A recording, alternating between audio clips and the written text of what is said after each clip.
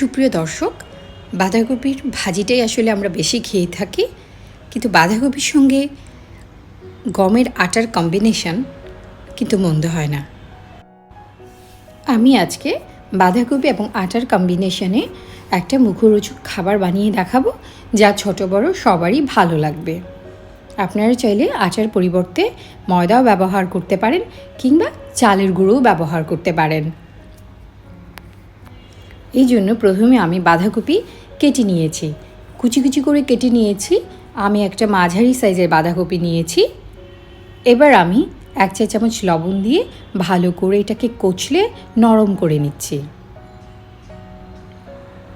লবণ দেওয়ার কারণে এর থেকে পানি বেরিয়ে আসবে। এবার আমি 1/2 চা চামচ হলুদ গুঁড়া দিয়ে দিয়েছি, 1 চা চামচ লাল মরিচের গুঁড়া। আমি 3টা কাঁচামরিচ কুচি করে দিয়েছি। আপনারা ঝাল কমিয়ে বা বাড়িয়ে নিজেদের পছন্দ মতো দিতে পারেন। এবার আমি 1/2 কাপ চালের গুঁড়ো দিয়ে দিয়েছি এবং 1/2 কাপ আটা দিয়ে দিয়েছি। চাইলে যে কোনো একটিও ব্যবহার করা যেতে পারে। এবার আমি একটু মিশিয়ে নিচ্ছি। একটু ড্রাই মনে হবে, তাই অল্প পরিমাণ পানি দিয়ে নেবেন। পানিটা অল্প অল্প করে দিতে পারেন, তাহলে বুঝতে পারবেন কতটুকু লাগবে। আমার টোটাল 3 টেবিল চামচের মতো পানি লেগেছে। ভালো করে মিশিয়ে নিচ্ছি।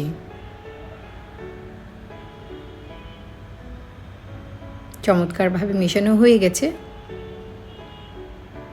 এবার আমি একটি প্যানে তেল গরম করে অল্প অল্প করে পাকোড়ার সাইজ করে দিয়ে দিচ্ছি। মাঝারি আছে আপনারা ভাজবেন। প্রথম দিকে তেলটা একটু গরম করে নিয়ে আঁচটা কমিয়ে নিয়ে মাঝারি আছে আপনারা ভেজে নেবেন। তাতে খুব মুচমুচে হবে এবং আপনি যেই সাইজে পাকোড়াগুলো ফেলছেন ওই সাইজেরই আকৃতি ধারণ করবে।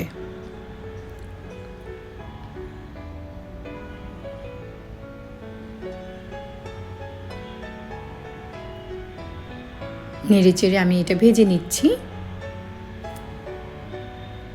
চালের গুঁড়ো দিলে খুব সহজেই মুচমুচে হয়ে যাবে এবং অনেকক্ষণ মুচমুচে থাকবে।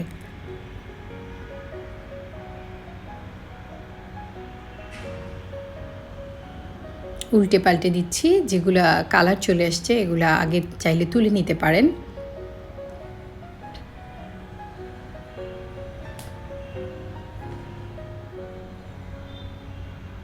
খুব সুন্দর একটা কালার এসছে। আর এটা তো এমনিতেই হেলদি, যেহেতু এটা বাঁধাকপির বানানো। আমি যেগুলো হয়ে গেছে তুলে নিচ্ছি। আসলে সবগুলোই হয়ে গেছে, যদিও আগে পিছিয়ে দিয়েছি। ভালো করে নেড়ে চেড়ে আমি ক্রিস্পি করে ভেজে নিয়েছি। তেলটা একটু ছেঁকে নিচ্ছি। আবারও আমি বাকিগুলো দিয়ে দিচ্ছি।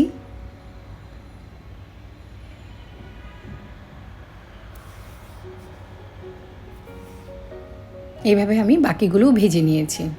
আমি চেষ্টা করি কম খরচে মুখরোচক খাবার তৈরি করে দেখাতে এবং স্বাস্থ্যের দিকটাও চিন্তা করতে। আমি এগুলো সার্ভ করে দিচ্ছি। আমার আজকের রেসিপি যদি আপনাদের ভালো লাগে, আপনাদের উপকারে এসে আমার চ্যানেলটা সাবস্ক্রাইব করবেন আশা করি।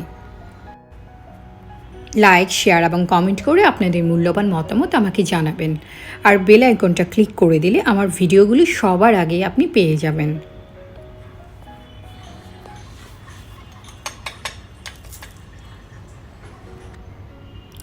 আশা করি শব্দ শুনেই বুঝতে পেরেছেন এটা কতটা ক্রিস্পি হয়েছে। লিয়াস রেসিপির সাথে থেকে ব্যতিক্রম রান্নায় নিজেকে স্বনির্ভর এবং আত্মবিশ্বাসী করুন। খাবেন যখন ভালোটাই খান। রান্না হোক আয়ের মাধ্যম। আল্লাহ হাফেজ।